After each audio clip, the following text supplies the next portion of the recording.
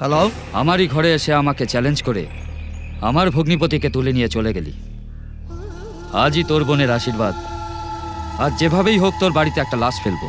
Sure, যদি আটকাতে পারিস তাহলে আটকা। আরে এই দুজনে মিলেমিশে কেউ কারোর চেয়ে কম যায় না, বুঝলেন বিয়াই? দুজন মিলেমিশে লাভ ম্যারেজটাকে অ্যারেঞ্জ ম্যারেজ করে দিয়েছে। লাভ ম্যারেজ হোক বা অ্যারেঞ্জ ম্যারেজ হোক, দুই পরিবারের পছন্দ হওয়া দরকার। আপনি কি বলেন? ঠিক কথাই তো। রঞ্জিত বাবু, তাহলে আর অপেক্ষা কিসের জন্য? এবার আংটি পরানোর শুভ কাজটা আরম্ভ হোক। হ্যাঁ হ্যাঁ, যা আয় মা, এখানে বস। না না, দেরি কেন করবো? ওই অজয়টা বাইরে গেছে, চলে আসুক, আরম্ভ করে দেবো। আরে কি হলো? এই অজয়টার একটু দায়িত্ব নেই। আংটিটা কখন হলো আনতে গেছে। যাও তো, গিয়ে দেখো তো এলো কিনা।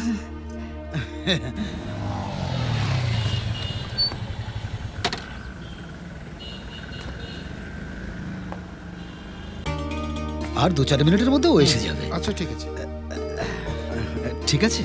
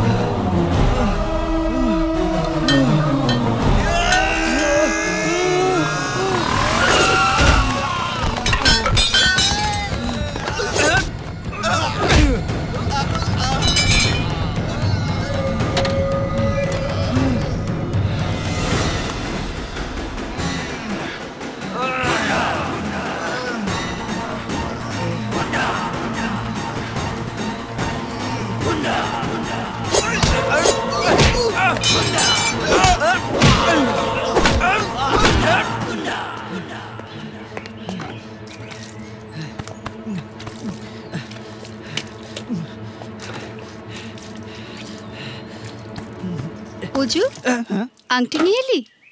দে। হ্যাঁ মা, এনেছি। এনো। অজু, এ কি হয়েছে? এত রক্ত কেন? না মা, কিছু না। আরে শার্টে রক্ত লেগে রয়েছে আর বলছিস কিছু না? সত্যি কথা বল। সে আর কি বলবো মা, রাস্তা আসার সময় সেখানে মুন্না কিছু গুন্ডাদের সঙ্গে লড়াই করছিল।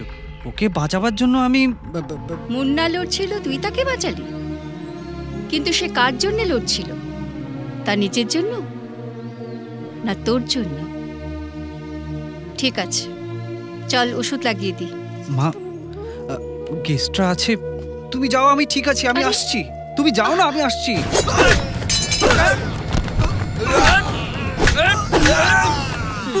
আরে রাত জামাই, আংটিটা পরাও।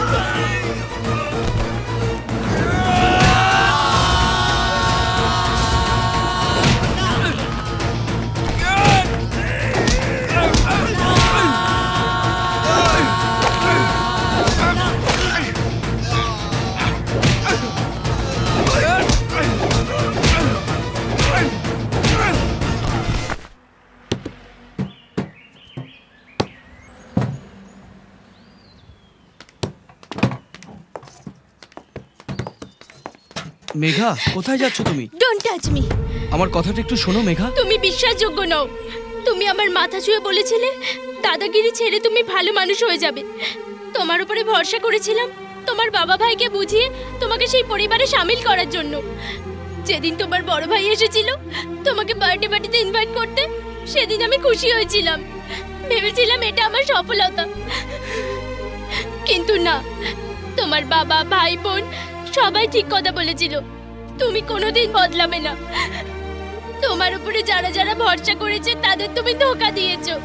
আমি তোমার সঙ্গে মিশে তোমার পরিবারের সঙ্গে বাঁচার চেষ্টা করেছিলাম, কিন্তু তুমি আমার ভরসা ভেঙে দিয়েছো। দাদাগিরি গুন্ডাগিরি করাটা তোমার একটা অভ্যাস হয়ে গেছে। মা, তুমি এখানে? তোর কথা খুব মনে পড়ছিল তো, তোকে দেখব বলে বাজারে যাচ্ছি বলে আমি এখানে চলে এসেছি। আরে তোর হাতে কি হলো?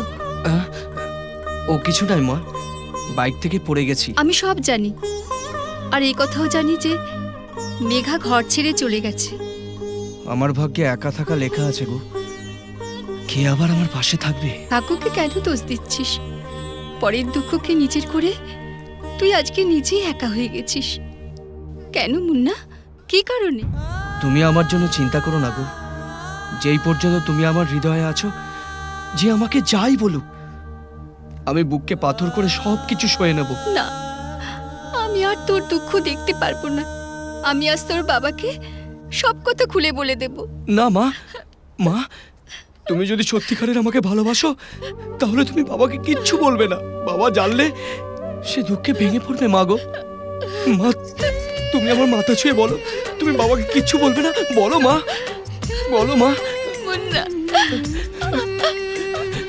আমি কিছু বলবো না রে, কিছু বলবো না।